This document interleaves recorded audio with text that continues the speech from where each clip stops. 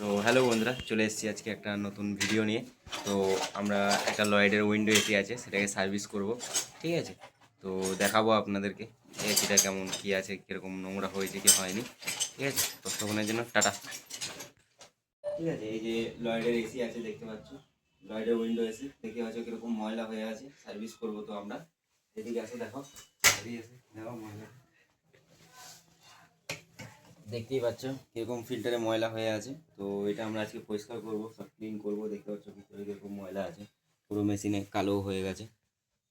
ঠিক আছে, তো তো এই হচ্ছে এসির কন্ডিশন। ঠিক আছে, দেখো কত ময়লা জমে আছে এসিটা। এই হচ্ছে এসির কন্ডিশন হয়ে আছে, দেখতে পাচ্ছ ফুল একদম ব্লক আছে। দেখতেই পাচ্ছ পুরো একদম ব্লক, মেশিনটার কি অবস্থা হয়ে আছে। তো এটা আমরা এখন ক্লিন করব, ক্লিন করে তারপরে তোমাদেরকে দেখাচ্ছি আমরা। ঠিক আছে, কীরকম ক্লিন কি হয়েছে না হয়েছে।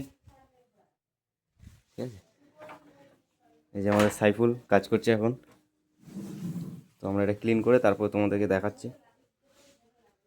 তো বন্ধুরা, এই যে আমাদের মেশিনটা ক্লিন হয়ে গেছে। দেখতেই পাচ্ছিলে একটু আগে এরকম মেশিনটা নোংরা হয়েছিল, পুরো কয়েলটা ব্লক হয়েছিল। এখন আমরা দেখতে পাচ্ছ পুরো পরিষ্কার করে নিয়েছি। এই গ্রিল ডিসপ্লেটা খুলে নিয়েছিলাম গ্রিলটা পরিষ্কার করার জন্য। তো ডিসপ্লেটা এখন সাইফুল লাগিয়ে নিচ্ছে। আর এই যে হচ্ছে আমাদের ফিল্টার আর গ্রিল।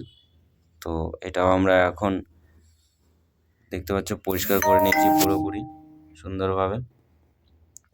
তো এরপরে এবার আমরা এটা ফিটিং করব, ফিটিং করে তোমাদেরকে দেখাবো। আর ঠান্ডাটা কেমন হচ্ছে সেটাও দেখাবো, বলবো আমরা। তো আমরা এখন মেশিনটা ফিটিং করে নিচ্ছি। দেখতে পাচ্ছ সব গ্রিলটা লাগিয়ে দিয়েছি, ফিল্টারটা লাগালাম। ফিল্টার লাগানোর পরে এই যে উপরে যে গ্রিলটা থাকে, গ্রিলটাও লাগিয়ে নেব।